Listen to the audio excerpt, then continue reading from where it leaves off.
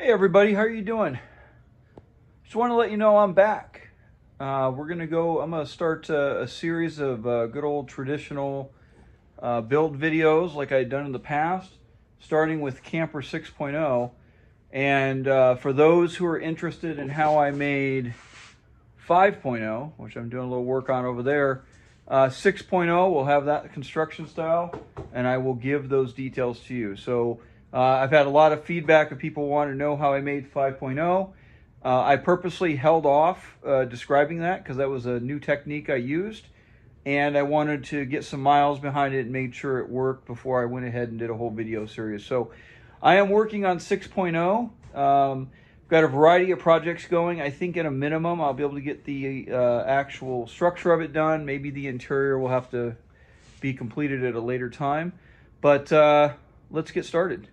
All right, so for 6.0 here, what you guys see is the basic tub structure. Let me flip this around here. There you go, that's better. So this is going to be the floor part of the tub, and this will kind of give us our first insights into how I made 5.0. Now there are some differences in how you make the walls and such, but in this case, it's very similar to what's called a structural insulated panel, which I think is very common in the log home industry as I know it. Now, I started doing this method and kind of realized after the fact that that's kind of what it was. But what it involves here is this. The bottom sheet of plywood is actually just a 1/4 inch. I've got a 1.5 inch battens around the edges, a box essentially, that will be filled in place with this 1.5 inch layer of XPS insulation. We've seen this before.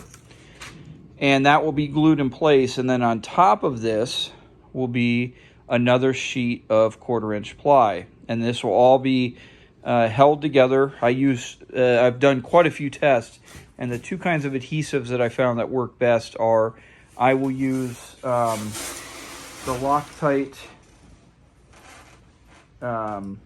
Power Grab, and I'll use that in just a few spots to actually hold everything together. And then I will just use the Great Stuff expanding foam. That actually turns out to work really well on bonding to this XPS insulation and any other substrate. So in this case, the wood and this 1/4 inch ply. The overall benefit of this system, though, is it creates a very rigid and strong platform, but it's very lightweight. So before, if you guys noted, I would have made the floors out of 1/2 inch or 3/4 inch ply. Here, I'm making it out of essentially 1/2 inch when you double up the two 1/4 inch pieces. However, I'm adding some insulation in there and some other things that should make it really rigid. So we'll watch a little time lapse, see how this comes together.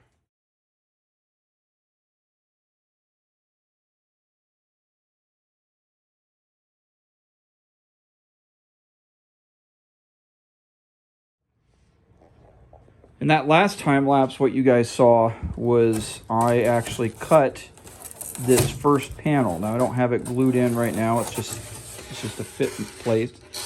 The best method I've used to use this is one of these hot knives. They plug in, and this little metal part right here heats up, and that cuts through the XPS insulation really well. This is obviously just a no-brand Chinese one.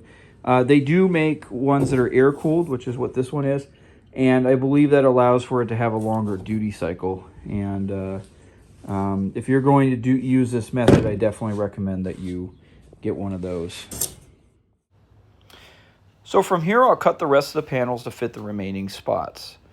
I will take a special tool that I developed, which I'll show you later, that will poke a few surface level holes about a 1/4 inch deep into the foam. And then I will spray the Great Stuff expanding foam in that cavity that's made already, and then place those XPS foam insulations on top of that. Here what I'm doing is cutting the 3/4 inch thick plywood that will make the vertical sides for that floor part of the tub. From there, on top of that will be where I attach the horizontal wings. before I go and put those panels in place, the vertical 3/4 inch, I need to go through and sand all of the edges smooth on the floor portion. Now, I know you guys see that the top panel has been attached. I'll come back and talk about that in a minute. Now, what I did on those wood battens, or the wooden box section that you see that I'm sanding right there, is on the outside edges, I made them out of hardwood, and that's where those vertical 3/4 inch sides will attach. That section bears a lot of weight, both compression and side to side for the camper. All right, guys, so here you see the floor, which is in its finished state. Both sides, top and bottom, have the 1/4 inch plywood in place. That 1.5 inch sheet of XPS foam board insulation is sandwiched between this top and the bottom, and I screwed them both together. And it's amazing how powerful that expansive force is of that great stuff foam. You guys can, it's not going to be a big deal. I'll work around it, but you guys can see a couple dimples there. That's the cross beams, and that's where that part of the 1/4 inch ply was screwed down.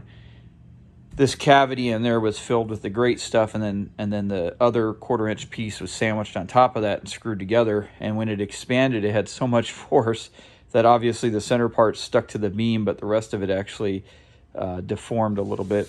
Now, it looks a little bit more dramatic here in this imagery than it is in real life. A little lesson, because this is actually the first time that I've sandwiched the two pieces before, without getting on it too much of a tangent. On 5.0, though I used a similar construction technique, I did something slightly different, but we'll get into that later in this video series. But I would make these, I call them battens, that's probably not a right term, but these wooden pieces that make the box structure around this panel, I would make those probably just maybe 1.75 inches, so there's a little bit of height difference between that and the 1.5 inch XPS insulation sheets that seat inside of it. So, but nonetheless, it turned out really well. This thing is incredibly rigid. And then, as you guys saw, these vertical sides, they're 3/4 inch sheets that will go vertically here on the side of the tub. I will screw those in. This is actually hardwood. This is poplar, so it's going to give a nice, good bite, and a nearly 2-inch glue seam there for those to attach on. I'm not using a structural insulated panel technique for the vertical side beams. I'm just going to use that 3/4 ply. Now, you guys notice, like I've done in the last couple campers, I have the front portion, which will sit in front of the wheel well bumps, a little bit wider. Now, what you guys probably don't see is this camper will be built to where it could slide into a Toyota Tacoma. So that means that this portion, which would sit between the wheel wells, is 42 inches wide. That way it could slide between the wheel wells of a modern Tacoma. And then this back section here is 52 inches wide, so that will fit the width of the bed. Now, this is in a difference between a Tacoma and, say, a typical full-size pickup truck. The space between the wheel wells on a typical full-size pickup truck are around 50 or so inches. That's to accommodate the width of a full sheet of 4x8 plywood. And the space, essentially the width of the tailgate, the very back of the opening of the bed on a full-size pickup truck is typically around 60 inches. Some are maybe like a little larger, like 62. But for the Tacoma, it's about 10 inches narrower, so I'm going to make this a little narrower. Now, this will have some minor, take away some minor amount of space if this was built directly for a full-size, but we'll build this one that would also fit a Tacoma just for a little bit of versatility. So thanks, guys, for watching. I understand that this technique probably is still a little unclear, but just continue watching the videos and it will make a little bit more sense as we move on. All right, guys, sorry. I almost forgot to tell you about that tool I made. So this is this medieval-looking tool here is meant to make little holes in the insulation. See that? It's not meant to go through it. It's not meant to do huge damage, but just little holes about that size. And it's just a simple piece of wood with a handle, and I screwed some screws through there The rationale behind this is because the Great Stuff expanding foam we're using as our primary adhesive, and to fill any gaps, is hopefully the idea is that these little holes will allow some additional surface area for that expanding foam to kind of seep into and hold on to the XPS foam board insulation, and hopefully make the bond a little stronger. Thanks for watching.